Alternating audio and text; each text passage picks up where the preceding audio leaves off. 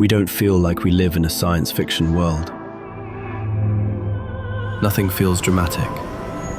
Nothing looks strange. Nothing feels different. There are no flying cars, no neon skies, no metal cities. The future didn't arrive like in the movies.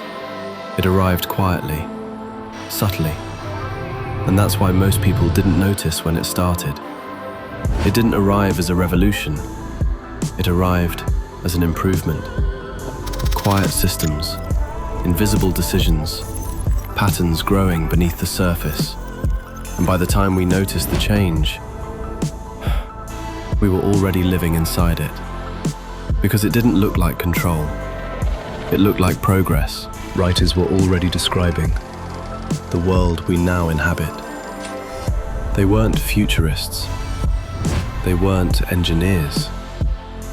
They were observers of the human condition. In 1909, E.M. Forster imagined a society living through screens, always connected, physically isolated. Every human alone in a small room, sustained by a single system he called the machine. It provided food, education, conversation. The world outside disappeared, not because it was destroyed, but because it was no longer needed.